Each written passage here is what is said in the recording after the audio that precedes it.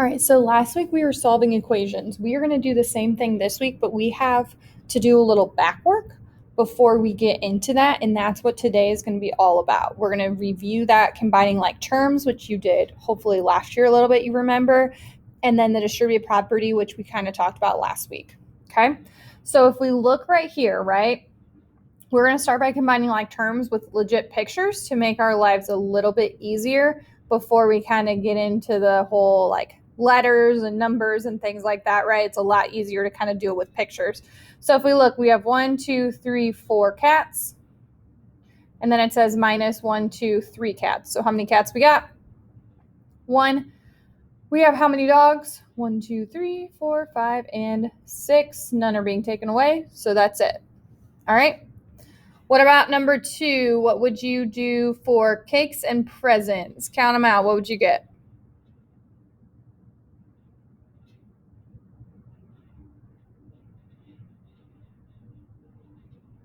So we had 6 presents and we minus 2 presents. That would be 4 presents. We have 4 cakes and we took 2 cakes away. So you should have gotten 2 cakes and 4 presents at the end. Okay. For 3, it's a little bit different, right? Because we have these flowers and we have these mushrooms and then we have numbers. So I actually need to add another line. So we're going to end up with 3 different terms. And also, I didn't say this before, but notice how the presents are different from the cakes, right? So that's going to be why we have 3, 1, 2, 3 terms down here. So I have 1, 2, 3, 4, 5, 6 flowers. Do I have to add any or take any away? Nope. So I'm going to have 6 here. I have minus 3 plus 7. So if we think of what we talked about last week when we did our integers, right? We are at this 3 and at this 7, right? They're on opposite sides, so we subtract them, get 4.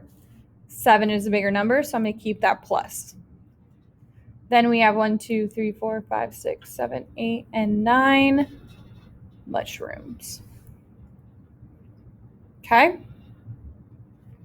So that's kind of the basics of it. So now if we go to what we do in our actual math class, right? Now if we look at what we do in our actual math class, and you can't see that very well, can you? There we go.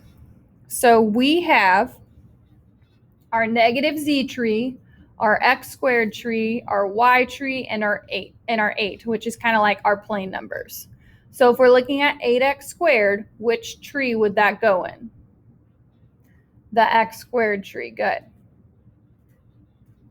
What about the number 11? What tree would that go into?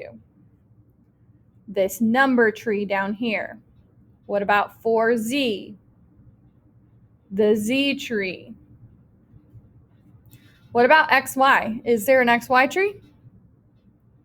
Nope. So that one's going to stay kind of in its own thing. Where would the negative 7y go? In the y tree. Okay, so keep trying to figure out where these would go. And I'm going to keep going too. 2z would go here.